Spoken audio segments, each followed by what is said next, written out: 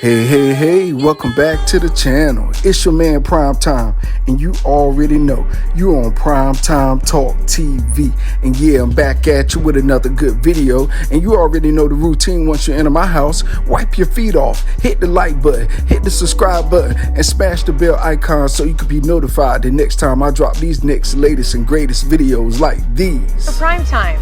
To this day. Oh man, let's go ahead and jump into this video, shall we? Man, oh man, I tell you what, your boy Canelo definitely shook up the world. And I tell you what, another thing, wow. Wow is all I can say.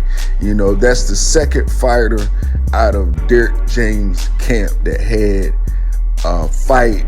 And this is back to back now that their fighter didn't look the same. Fighter looked like he was off, looked like he was sick, looked like he was weight drained, looked like he wasn't himself. You know, seeing him fight so much better before, and you know, but I hear a lot of people saying, and you know, giving excuses, making excuses, but one thing you can't do is you can't take away that Canelo won. You can't take away that Canelo fought in a fashion that made your favorite fighter not perform the way he normally fights. See, a lot of people are quick to say, oh, the fighter ain't the same, oh, he ain't as good, and yada, yada, yada. But y'all don't put into account when the best fight the best, someone's gonna lose. It's not like, oh, Charlo and Canelo fight, it's an automatic draw. It's no way either one can beat you. Come on, y'all. Get real. Be realistic with yourself and understand, first of all, someone has to lose. In the sport of boxing, it's gonna be a winner, it's gonna be a loser.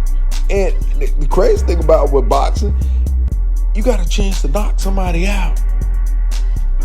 You know, unlike any other sport, you know, you knock out your opponent in any other sport, you're frowned upon. You know, you can't do that in hockey. You know what I'm saying? You're gonna get put in timeout. You can't do that in basketball. You're gonna get suspended. You can't do it in football, and you got helmets on and things of that nature. But you start fighting, you're gonna get suspended.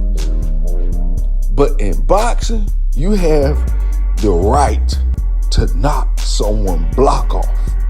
Blocker. You know? And for people to feel like, oh, well, you know, Jamel should have won, you know. Yeah, he should have. He could have, but he didn't. Because you know what? Like I said, it's all about the will of the fighter. Who imposes their will on what fighter, on who, where, when. If you can impose your will on a fighter, you have already beaten him. You know? Now, not to say Canelo had already beat Charlo. No. You know, I think the night of the fight is tricky. You know, for fighters moving up, for fighters struggling with weight. You know, fight night is tricky. And hopefully, this is the last time we see a big mega fight that don't add up. You know, because, you know, I'm gonna tell you now, boxing fans are finicky now. You know, they ain't gonna take too many L's, you know, back to back, you know, to where they paying for pay-per-views, and then when we view it, it's like the fighters don't give us what we just paid for. It's like you went to Burger King and ordered a burger, but you know, you come out the drive-thru, look in your bag, you got a fish sandwich. You know what I'm saying? So, yeah, that's kind of how, you know, these past two pay-per-views have been. So what I will say to all of the fighters around the world, please, use your head. No partying before your fight night.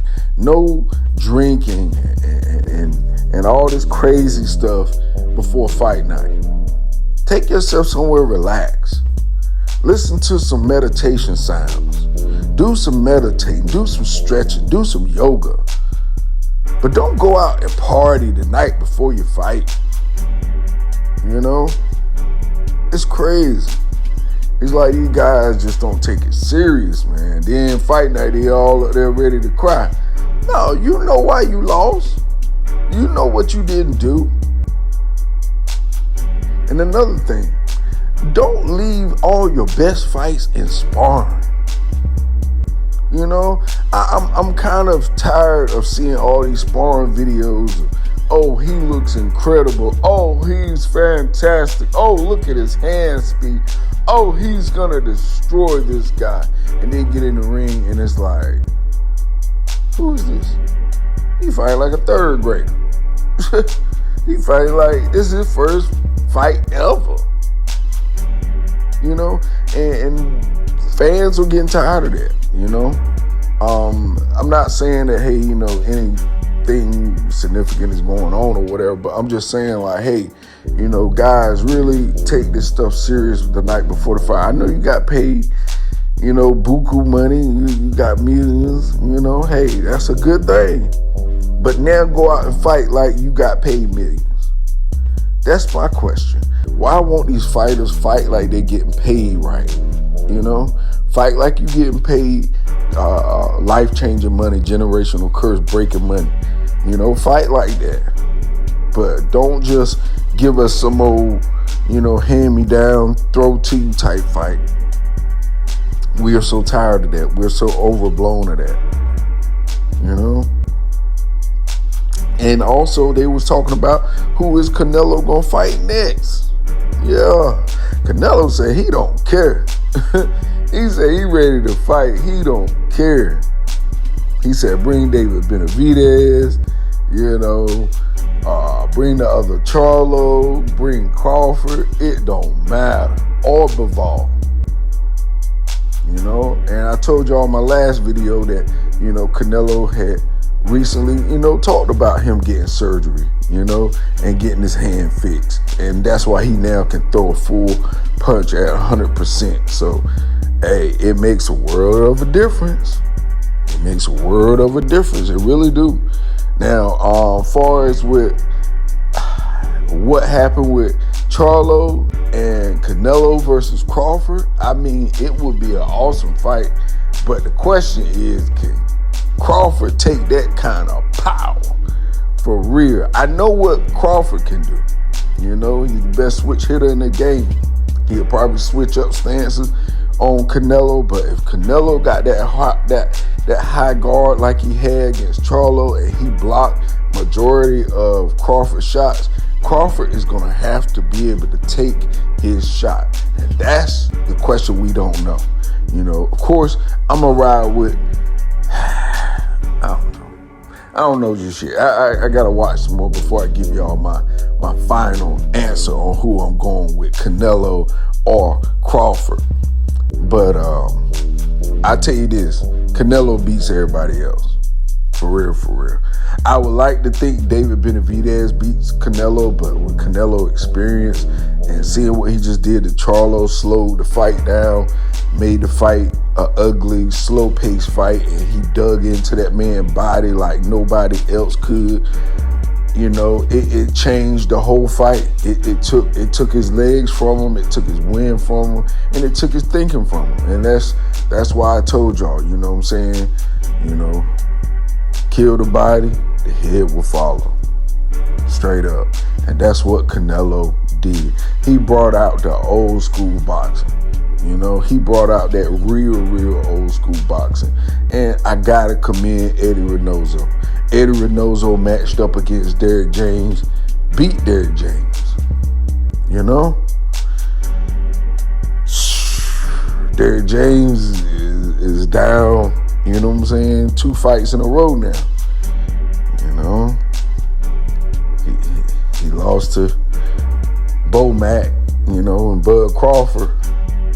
And now he just lost to Eddie Reynoso and Canelo. So Derrick James gonna have to prove something. And I'm pretty sure that's probably why Derrick James didn't allow Frank Martin to take that fight, because that would have been the third in a row. And, I guess he got to take time and really spend more time with training his fighters personally, because when you have so many fighters, a lot of times you're not able to train them one-on-one like you should train them, and they don't get the proper guidance and information and training that they need to go into a championship fight with. I feel as though, Derrick James, if you're going to train for a championship fight, you don't need to be training other fighters. You need to get some assistance or whatever the case may be and let them run your regiment for you on those other fighters. But when you have a fight coming up, you need to be all hands on deck on that one particular fighter, and that's it, nobody else. And also get them to do some head movements, that head movement, that timing, a snap and jab, all your fighters need in their resume, for real, and an uppercut. That's coming from Prime Time. That's what I see that Errol Spence lacks, that Charlo, both of them lack. It's good head movement, timing, jab, and an uppercut. Those are the things that, if you evaluate your own self and your own team, you'll see those are the things that you need to add and implement into your fighters, design, into their fight plan. Canelo, he went for that uppercut. I didn't see Charlo go for an uppercut. I seen a bunch of hooks and this, that, and the third. Yeah, hooks go around the high guard. That's all good and dandy, but he didn't invest into the body early. And I think if he had did that, Canelo maybe would have been the one backing up instead of him.